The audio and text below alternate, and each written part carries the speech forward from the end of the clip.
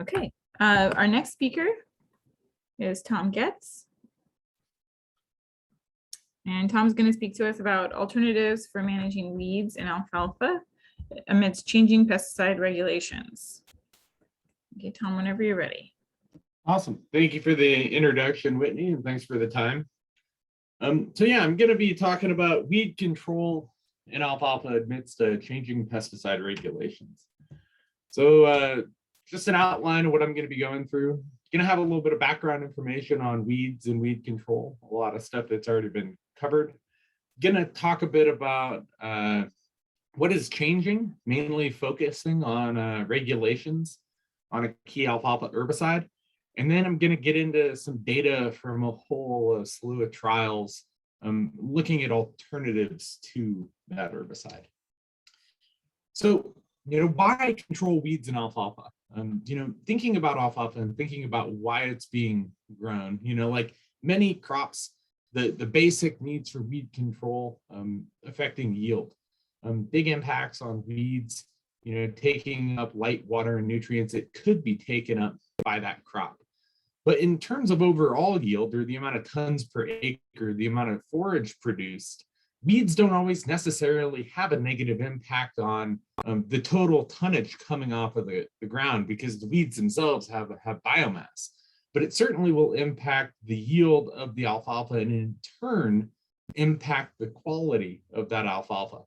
And weeds often don't have the same desirable forage qualities that alfalfa does, and this can really impact animal intake and animal performance, especially when this alfalfa is being marketed to dairies. There's also, a big aspect of weeds in alfalfa altering the buyer perception, even if there's not going to be a huge impact on the animal intake aspect, because people just don't like to buy weedy hay. Looking at the economics of this, you can really drop the value of hay when it's weedy anywhere from $30 to $100 per ton compared to non-weedy hay. So it certainly pays to control the weeds in the crop. Is been talked about quite a bit. Approaching any pest management situation from an integrated pest management approach is really a good way to go to really use all of the tools in your toolbox and not just rely upon, part of the tools. When it comes to weed control in alfalfa, I'd say that the most important part is just having good agronomic practices. There's no substitute for getting a good stand of alfalfa established and using proper irrigation and fertilization to produce a really competitive crop. Because alfalfa, when it is competitive and you have really good numbers of alfalfa plants out there, it really does a very good job of crowding the weeds out.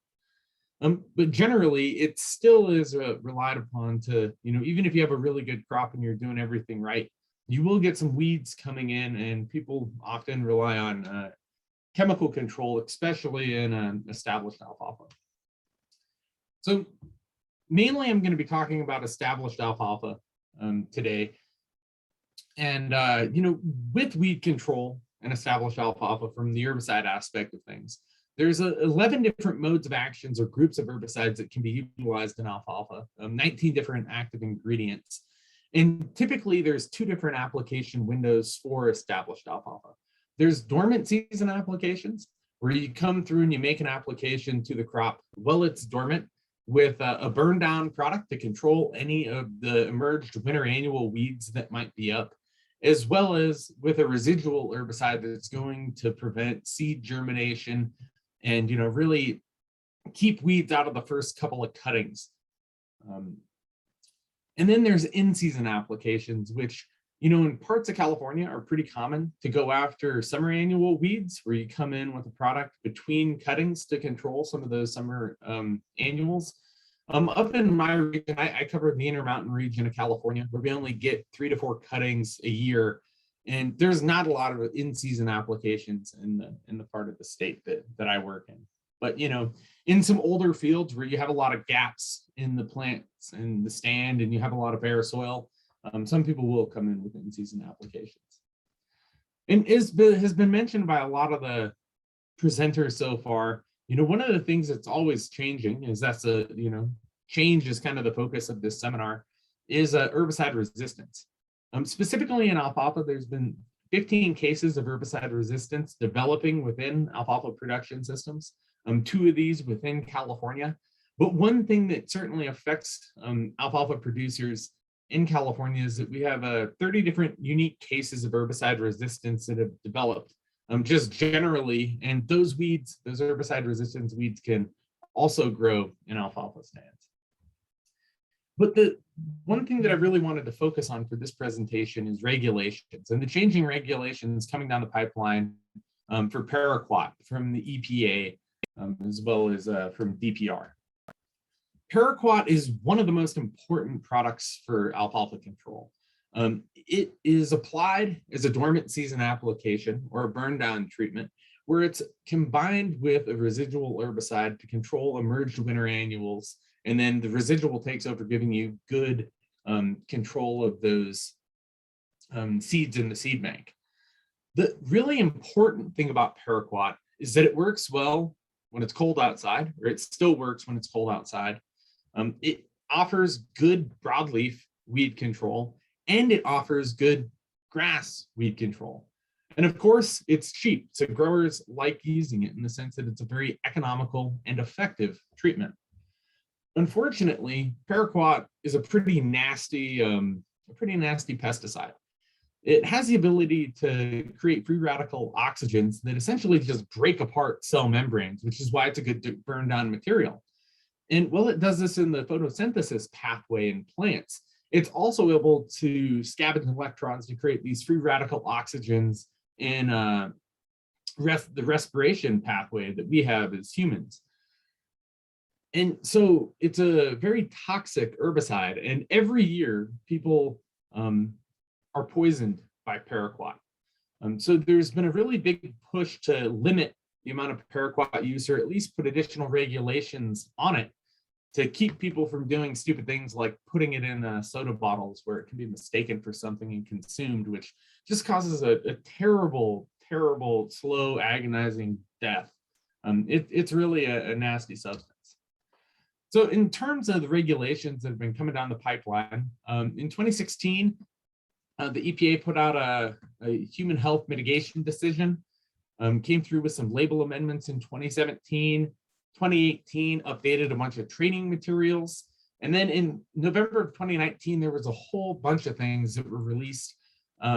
All the labels have to have one sit can kill on them. One of the big things is that only certified applicators can apply and handle paraquat. So in the past, you used to be able to handle and apply paraquat when you were working under somebody else's license. Now, in order to purchase, handle, and apply paraquat, the user actually has to have the QAC or the QAL, and everybody has to have a paraquat specific training required before the use of the product. And then there's some new closed system packaging so that the containers don't have typical lids that you can pour from. And then in October of 2020, additional regulations were proposed by the EPA and accepted in July of 2021, limiting the amount of aerial acres that can be applied as an aerial application to 350 acres per applicator per day, with cotton desiccation being exempt.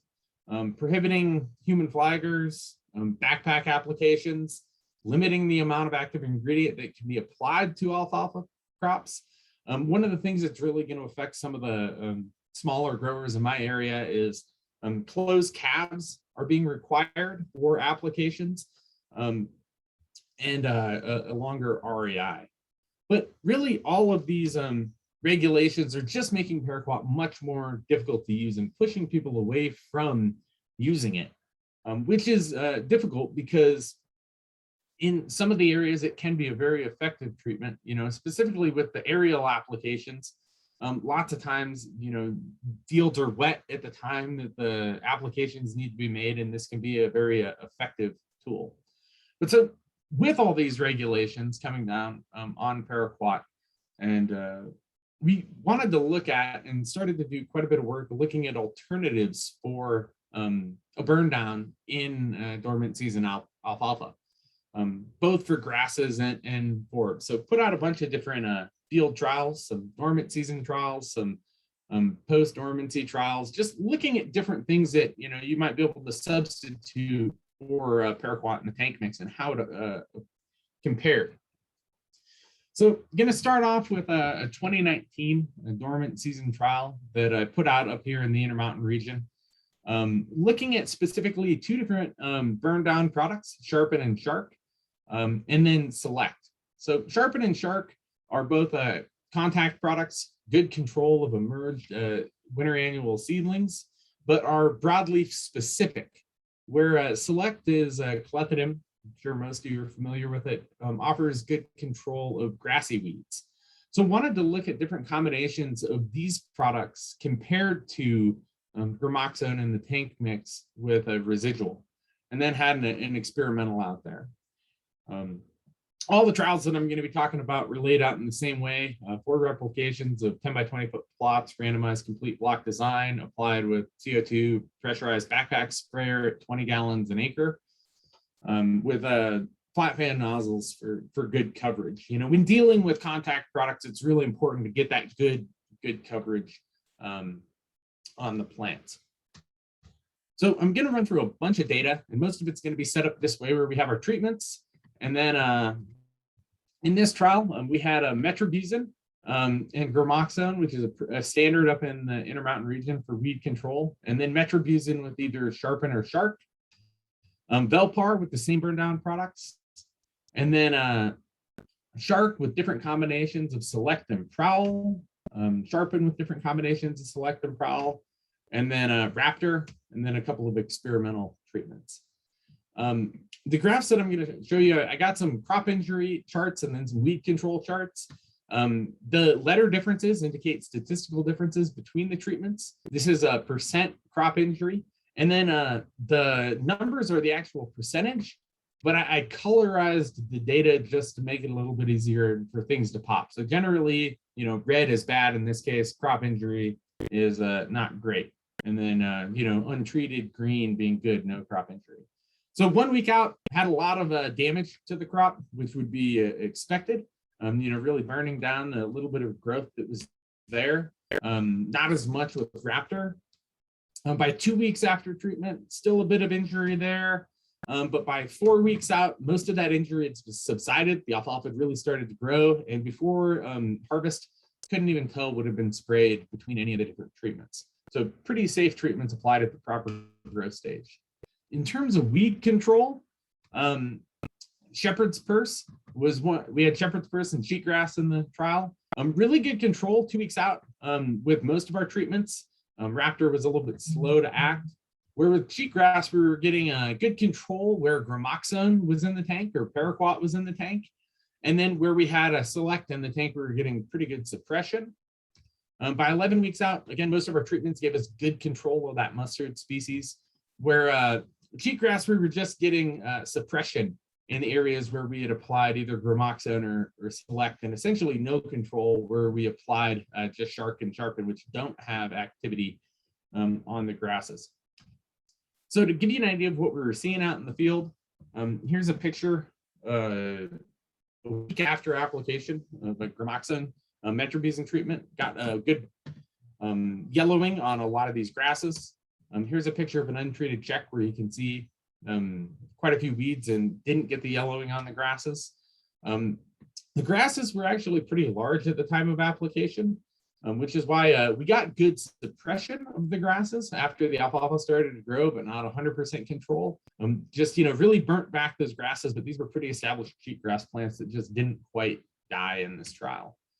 So here's a picture of what the untreated check looked like. Lots of cheatgrass in here. Cheatgrass is really problematic, can cause injury in livestock's mouths. The seeds get lodged in the mucous membranes. So certainly not what you want to see. Where here's a gramoxone and metribuzin, where there's a couple of sprigs of cheatgrass in there, but really not a whole lot. And then this was, I think, metribuzin and Sharpen with a few sprigs of cheatgrass in there, but not too terrible compared to the untreated check. In terms of the, then moving on to talk about a different dormant season trial that we put out in 2020. Again, looking at different combinations of Sharpen, Shark, and Select, and then also wanted to look at an experimental product compared to the industry standard of metribuzin. Had two different application timings for this trial. Had a dormant application, and then also had a 2-inch application after the crop had grown a little bit. Oftentimes when people are coming in late winter, early spring to do these dormant season applications, if we have a wet year, they can't get on the ground with some of their ground equipment if it's not going on by air. We wanted to, see what these later applications would look like in terms of crop injury. So again, looking at crop injury, initially, have all our treatments over here, have metribuzin and the experimental by itself. Metribuzin in combination with a gramoxone, Sharpen, and Shark. The experimental in combination with those, as well as a Select treatment thrown in there. And then a bunch of different treatments thrown in with different combinations, looking at the experimental and metribuzin applied at a later growth stage. So 1 week out with the burn down treatments had quite a bit of crop injury, as you'd expect. A lot of that crop injury had subsided 2 weeks after application. 1 week after the 2-inch application, about a couple of weeks later, a lot more above ground alfalfa growth that really got toasted by our burn down applications. But this injury did subside before cutting. It took a few weeks, but it was hard to tell the difference between these and the untreated check. So generally pretty safe options, even with a little bit of a delayed application timing in this trial. In terms of weed control, most of our treatments, especially the early treatments, were really giving us really good mustard control. A little bit less mustard control with that experimental at the later growth stage. Prickly lettuce, really good control with most of our treatments. Sharpen and Shark looked just like gramoxone when it came to the prickly lettuce, a good substitute for those broadleafs. But when it came to cheatgrass, we really only got cheatgrass control where we had gramoxone in the tank, or where we added Select to the tank.